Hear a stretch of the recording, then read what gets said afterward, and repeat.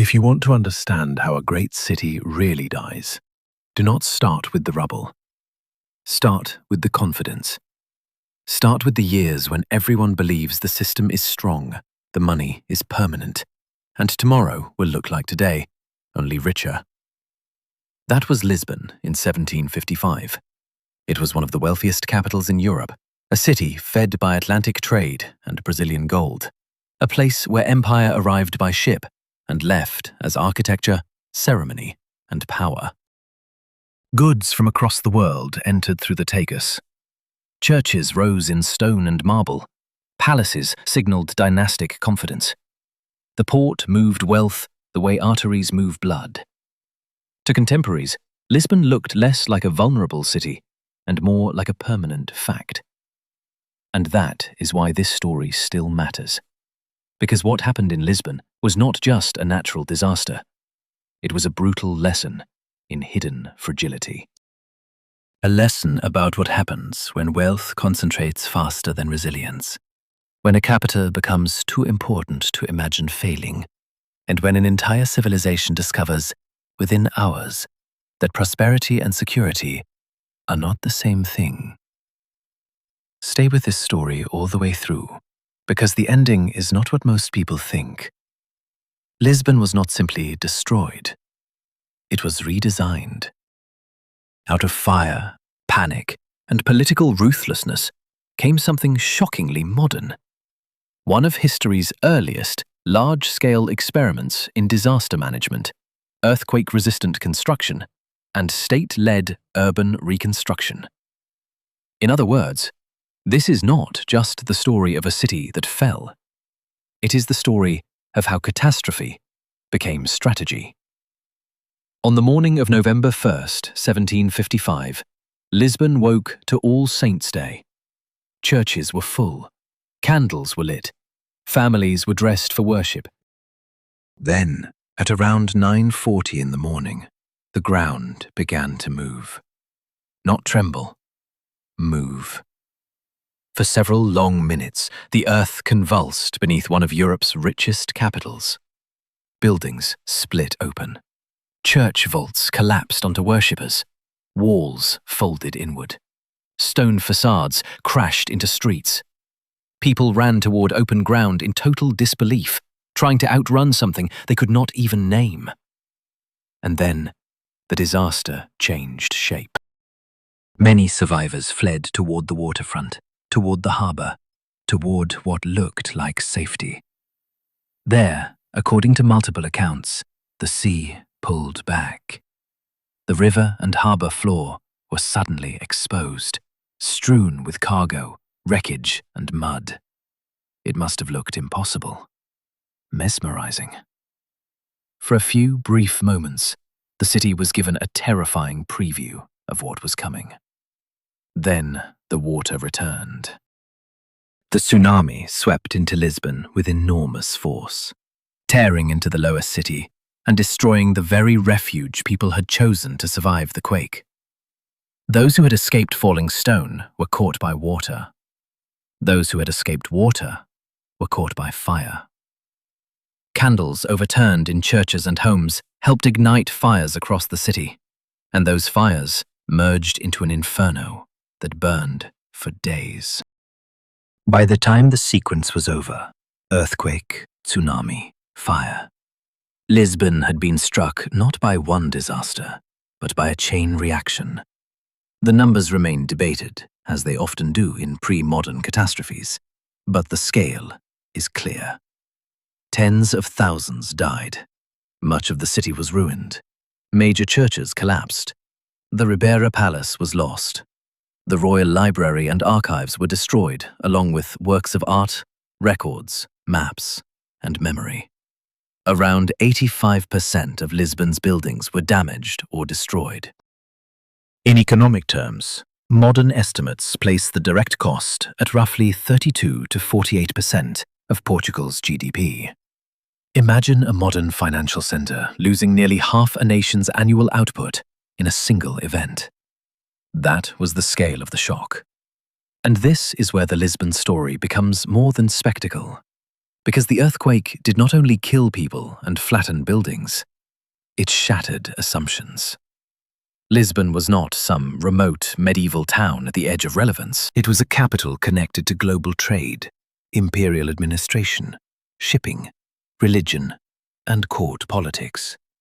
Portugal's monarchy had been enriched by Brazilian gold and diamonds. Lisbon's elite lived with the confidence of a state that believed wealth flowing from empire could underwrite stability indefinitely. The earthquake exposed the weakness beneath that confidence in the cruelest possible way. Capital had accumulated. Risk had accumulated with it. But resilience had not kept pace. That is one reason financially literate viewers should pay close attention here. Lisbon in 1755 was a masterclass in concentration risk. Too much wealth, administration, symbolism, and infrastructure were packed into one place. When the city went down, the damage radiated outward, economically, politically, psychologically, and philosophically. This was not just a local drawdown. It was a systemic event. In the immediate aftermath, the Portuguese court could easily have disintegrated into paralysis. Instead, one man moved faster than the panic around him. Sebastião José de Carvalho e Melo, the future Marquis of Pombal. He is one of those historical figures who feels modern in ways that make people uncomfortable. Practical, unsentimental, authoritarian, and relentlessly focused on execution, Pombal understood a truth that every crisis manager learns sooner or later. In the first phase of catastrophe, clarity itself is power. His famous response, whether quoted exactly or paraphrased by history, captured the essence of his method: bury the dead and feed the living. That was not poetry. It was operating doctrine. He imposed order, organized relief, tried to prevent looting, and moved quickly to deal with the greatest secondary threat after a mass casualty event: collapse of public order followed by disease. Bodies had to be removed, food had to be distributed, fires had to be contained, shelter had to be improvised, information had to be gathered. The state, in other words, had to reassert itself before the catastrophe became a complete political breakdown. And then Pombal did something even more remarkable. He treated the disaster not only as an emergency, but as an intelligence problem. Questionnaires were sent across the country, asking detailed, practical questions. When did the shaking begin? How long did it last? What happened to wells? What direction did buildings fall? How high did the sea rise? How many aftershocks followed? It sounds obvious now. In 1755, it was extraordinary. This was one of the earliest systematic attempts to gather empirical data after a major earthquake, which is why Pombal is often described as a forerunner of modern seismology. While Europe argued over God, judgment, and providence, Lisbon was already beginning to count, classify, compare, and measure. That split matters, because the Lisbon earthquake was not only a physical event, it was an intellectual detonation across Europe. The city that had been struck was deeply Catholic, and the date intensified the shock. All Saints' Day. Churches full, worshippers crushed. For many observers, the theological implications were unbearable. How could divine order explain this? Why would such destruction fall on a sacred day, in a devout capital, on the innocent as well as the guilty? The earthquake helped ignite one of the defining debates of the Enlightenment. Voltaire responded with outrage and philosophical skepticism. Rousseau responded differently. The disaster entered the bloodstream of European thought and helped weaken easy, comfortable notions that the world was arranged according to moral balance. That is why some historians call Lisbon a turning point in modern consciousness. Not because people suddenly stopped believing, but because explanation itself changed. Catastrophe could no longer be discussed only as punishment, mystery, or fate. It had to be studied as an event in the physical world, managed in the political world, priced in the economic world, and remembered in the moral world. But none of that would have mattered if Lisbon had remained a graveyard. The true second act of this story is Reconstruction. Pombal and his engineers did not simply try to recreate what had been lost. They used destruction as permission to impose a new logic on the city. Medieval irregularity gave way to rational geometry. Streets were widened, squares were regularized. The downtown Baixa district was redesigned on an orthogonal plan that prioritized legibility, circulation, and control. This was urban planning not as decoration, but as policy. And then came the most extraordinary detail of all. Lisbon was rebuilt with earthquake resistance in mind. The new Pombaline buildings used an internal timber-laced framework, what became known as the gaiola, or cage, designed to better absorb seismic forces. In later architectural accounts, models were even tested by simulating vibration in primitive but deliberate ways. The larger truth is beyond dispute. Post-1755, Lisbon became one of the earliest examples in history of an entire urban district rebuilt according to anti-seismic principles. Think about what that means. In the mid-18th century, before modern engineering codes, before plate tectonics, before modern insurance modeling, a devastated European capital was already trying to reduce future tail risk through design. That is astonishingly modern behavior. The Reconstruction also changed economics. Rebuilding required labor, materials, capital, and state capacity on a vast scale. Wages in construction rose. Prices and wages became volatile in the aftermath. Yet the disaster also created an opening for reform. Historical economic research suggests the earthquake became an opportunity to restructure parts of the Portuguese economy and reduce some of its dependence on British influence. Catastrophe, in this sense, became a forced reset. That does not mean the process was humane. Pombal's legacy is not clean. He used the crisis to consolidate power. The nobility and the church lost ground. The state gained it. In the years that followed, Pombal pushed sweeping reforms, including the expulsion of the Jesuits in 1759, and changes to education and administration that aligned Portugal more closely with an Enlightenment-era state, rather than an older, clerical aristocratic order. So yes, Lisbon was rebuilt, but it was also politically reprogrammed. That is one of the deepest truths in this story. Reconstruction is never just about buildings. It is about who gets to write the next operating system.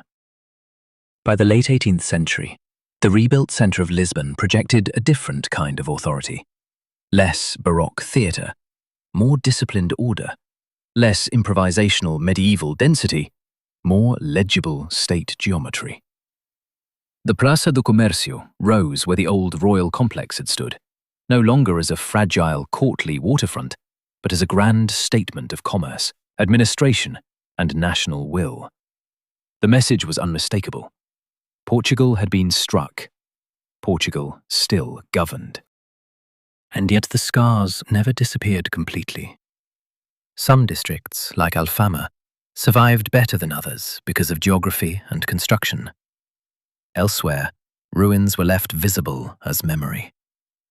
The Carmo convent still stands in partial ruin today, like an architectural wound that refused to close. A city rebuilt for order still kept one exposed nerve from the day chaos took over.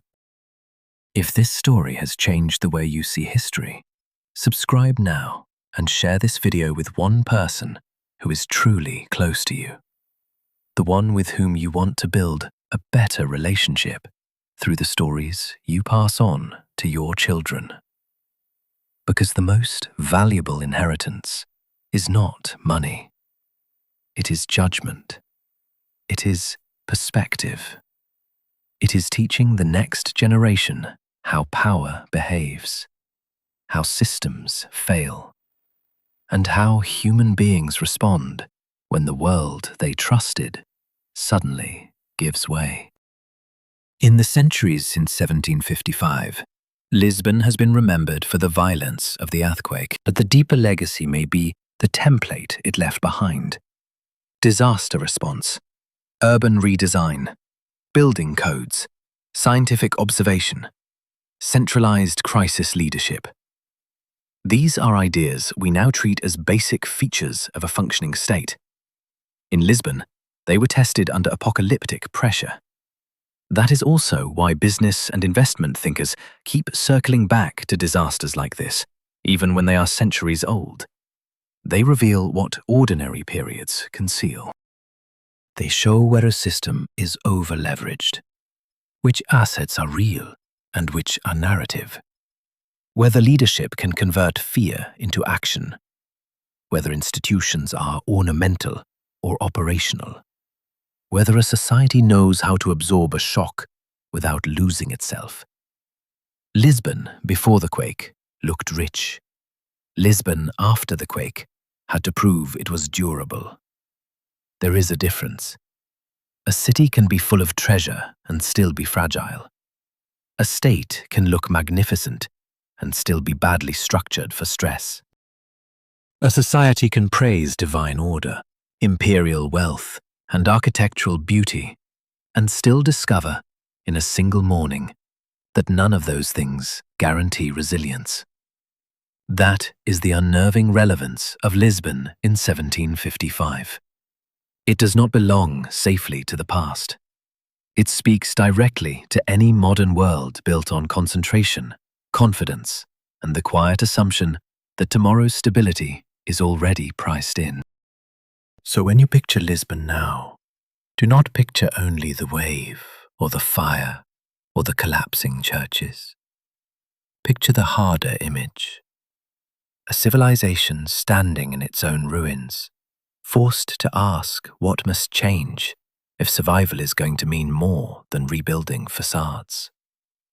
Picture clerks, soldiers, laborers, engineers, priests, merchants, widows, ministers, and survivors moving through ash, while a new city is being imagined above the wreckage of the old one.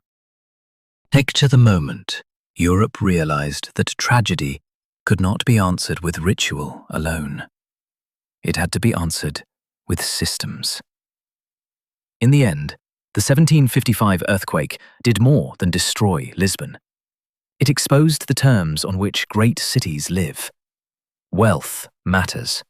Trade matters. Faith matters. Beauty matters. But when the ground moves, resilience becomes the only real currency. And that may be Lisbon's most enduring lesson. Not that catastrophe is rare, not that power protects you, not even that cities can rise again. It is that every age builds its own version of Lisbon, brilliant, profitable, admired, and more brittle than it wants to believe. Then, history waits for the stress test. When it comes, what survives is never just stone. It is leadership. It is design. It is memory. It is the willingness to learn faster than fear. Lisbon did. And that is why one of history's worst disasters became one of history's most important reinventions.